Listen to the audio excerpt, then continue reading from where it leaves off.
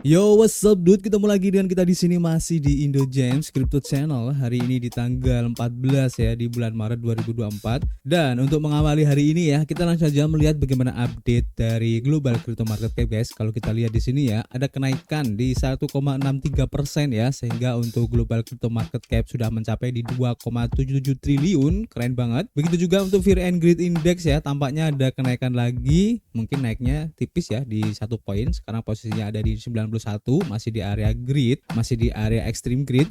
Dan ini menunjukkan bahwa indikasi para investor untuk masuk ke market crypto ya, khususnya untuk Bitcoin ini masih sangat besar sekali ya. Dan ini keren banget, dan tentu saja ini bisa membuat pertahanan ataupun kelanjutan tren positif dari Bitcoin ini bisa naik lagi guys. Kita akan lihat nanti ya seperti apa. Dan tentu saja semua ini adalah efek kontribusi dari Bitcoin dan juga teman-teman ngerupinya di sini guys. Kalau kita lihat ya dalam waktu 24 jam ke belakang, Bitcoin masih menunjukkan adanya kenaikan ya, meskipun tipis di 1,37%, dan hari ini pun masih mempertahankan harganya di atas $73.000 ya. Keren banget guys. Sehingga dalam waktu 7 hari ke belakang Bitcoin sudah naik 10,9%.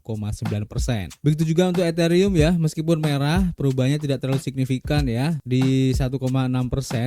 Dan nanti juga ada informasi yang cukup penting ya untuk Ethereum ini yang lagi ramai diperbincangkan guys. Kemudian tuh BNB naiknya kenceng banget ya beberapa minggu kemarin ini di 14,3% ya untuk hari ini aja, sehingga dalam 7 hari ke belakang sudah naik di $45.000, naik di 45% guys, sehingga harganya sekarang ada di $616 ya. Keren banget untuk BNB ini guys, meskipun pada waktu awal-awal di 2023 kemarin itu BNB tersyok-syok ya, bahkan sampai di akhir 2023 pun masih tersyok-syok. Tapi di awal 2024 ini BNB menunjukkan taringnya ya, keren banget guys. Untuk Solana masih mengalami kenaikan di 8,9%, untuk SRP turun ya di 2,5% setelah kemarin naik cukup lumayan di 20% guys. Dan nanti juga ada informasi yang menarik tentang SRP ini guys. Untuk Cardano tidak ada perubahan yang signifikan di 0,2% aja. Untuk Dogecoin hari ini naik 7,09%.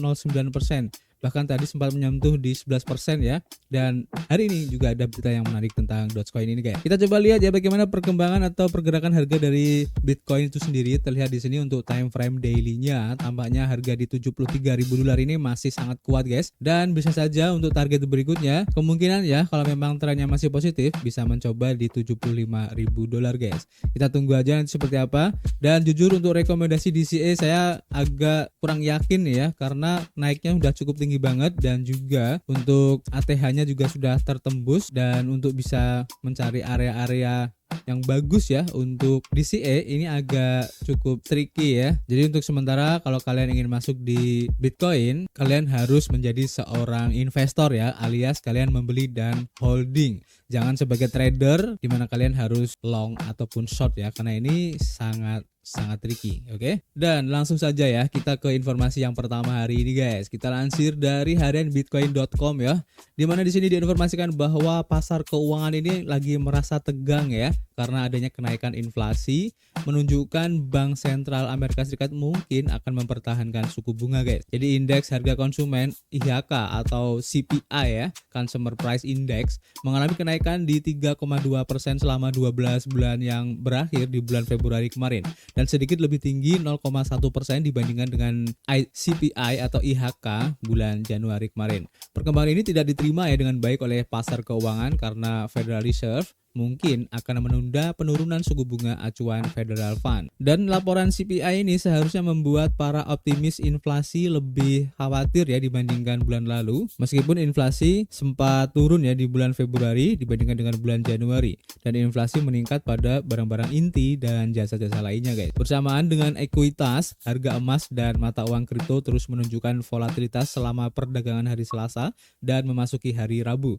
Saat ini ya, CME Tool dari FedWatch mengindikasikan ya kepastian yang hampir pasti, yaitu 99% bahwa Bank Sentral Amerika Serikat akan mempertahankan suku bunga saat ini guys, dengan hanya 1% yang mengantisipasi penurunan. Dan hanya beberapa hari sebelum rilis data CPI, perangkat FedWatch ini menyajikan pandangan yang sedikit berubah pada penutupan Februari, di mana data yang diarsipkan menunjukkan kemungkinan The Fed mempertahankan suku bunga stabil dipatok pada 89,5% guys. Jadi perubahannya cukup signifikan ya di 10,5%. Nah, ini menunjukkan adanya perubahan pandangan yang cukup signifikan juga. Oke, jadi kita tunggu aja nanti untuk CPI apakah akan dipertahankan atau akan diturunkan untuk suku bunganya.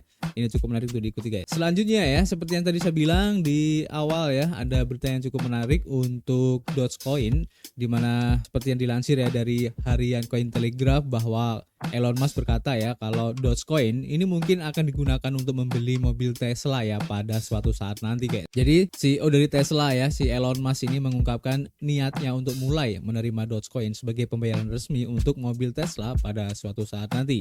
Pada tanggal 13 Maret, Elon Musk berinteraksi dengan publik di Berlin Gigafactory, sebuah pabrik manufaktur Tesla, di mana seorang penonton bertanya apakah Tesla dapat dibeli menggunakan Doge dalam waktu dekat.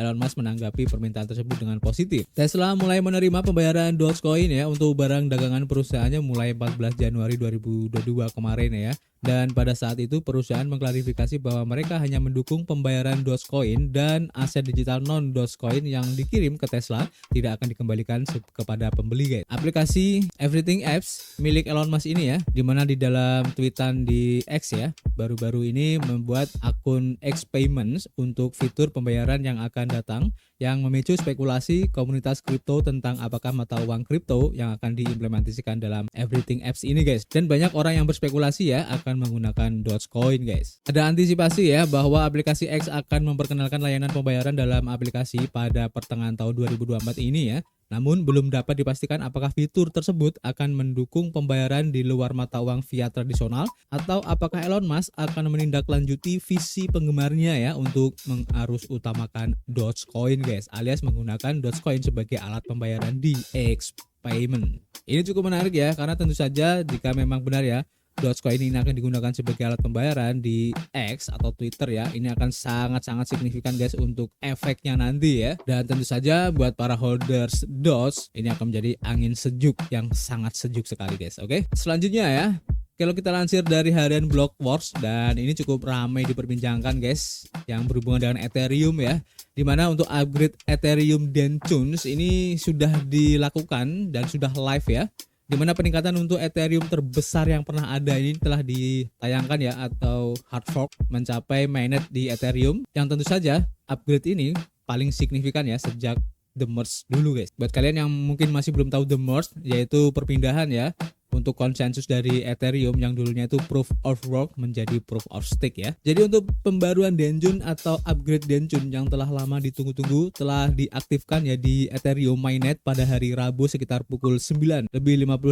pagi ya waktu AT atau awal dari epoch 269568. Dan pembaruan yang berfokus pada skalabilitas, Denjun ini memiliki fitur EIP 4844 atau Proto Dunk Sharding yang mengukir saluran data khusus di Ethereum untuk data lapisan kedua ya, secara dramatis mengurangi biaya transaksi pada rollup. Tetapi bukan hanya itu saja guys ya, Denjun ini mengirimkan total 9 Ethereum Improvement Proposal atau EIP secara keseluruhan, menjadikannya sebagai hard fork tunggal terbesar ya dalam hal peningkatan yang dikirimkan. Ini menurut tim Beiko ya, yang mengkoordinasikan panggilan pengembang inti Ethereum di siaran langsung Ethereum Foundation untuk memperingati acara tersebut guys. Pasca Denjun, sebagian besar roll up dan penggunanya akan merasakan manfaatnya ya dalam beberapa jam hingga beberapa hari karena ketersediaan blob data di Ethereum guys, yang diperkenalkan oleh EIP 4844 yang akan memangkas biaya transaksi hingga 5 sampai 10 kali lipat guys. Kalian bisa lihat di sini ya untuk perbandingannya guys ya. Untuk Ethereum mainnet mungkin tidak ada perubahan yang signifikan ya, karena ini efeknya ke layer 2 dari Ethereum guys.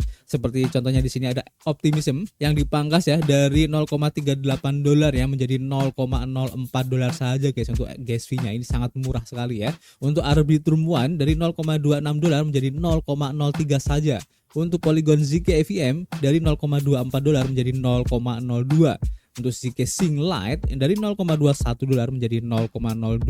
Jadi ini sangat signifikan ya untuk perubahan ya dari gas fee-nya guys. Dan ini tentu saja akan men-trigger ya ekosistem di layer 2 Ethereum untuk semakin berkembang ya, akan banyak sekali project-project yang akan dibangun di dalamnya, karena salah satu tantangan ya di ekosistem Ethereum yaitu gas fee-nya yang mahal ya. Dan ini tampaknya akan menjadi solusi yang cukup signifikan guys yang ditawarkan oleh Ethereum. Dan sebenarnya ya, kalau seandainya untuk Denchun ini juga ada efeknya terhadap Ethereum mainnet, ini akan lebih signifikan lagi guys untuk efeknya guys, karena meskipun layer 2-nya ini masih atau sekarang menjadi sangat murah sekali untuk gas fee-nya, tapi kalau dari Ethereum mainnet yang masih mahal ya agak sedikit tricky juga ya, karena kalau kita melakukan bridge dari Ethereum mainnet ke layer 2 dari Ethereum, ini juga biayanya masih menggunakan Ethereum mainnet sehingga harganya pun masih mahal guys. Oke, kita tunggu aja nanti untuk update selanjutnya seperti apa guys. Apakah setelah Denchun dari layer 2-nya Ethereum ini sudah berhasil, kemudian ada upgrade selanjutnya untuk Ethereum mainnet sendiri yang tujuannya juga sama ya, untuk bisa memotong ya 5-10 kali dari sebelumnya guys. Ini akan sangat-sangat signifikan sekali guys untuk hasilnya atau efeknya guys ya. Kita lihat aja dan kita pantau aja nanti seperti apa untuk efeknya ya. Selanjutnya, seperti yang sudah pernah saya bilang ya, untuk XRP ini tampaknya memang agak sedikit menarik ya untuk tokennya guys. Seperti yang dilansir dari harian si Crypto di sini ya, bahwa akan ada ledakan harga XRP ke ketinggian yang tak terduga ya dalam waktu dekat, karena Uphold Exec ini mengatakan spot ETF sudah dekat guys. Nah ini juga menarik ya. Nasib XRP dapat segera berubah ya dengan kemungkinan kedatangan dana yang diperdagangkan di bursa ya, yaitu ETF di tengah peningkatan upaya pengembangan dalam ekosistem koinnya tersebut.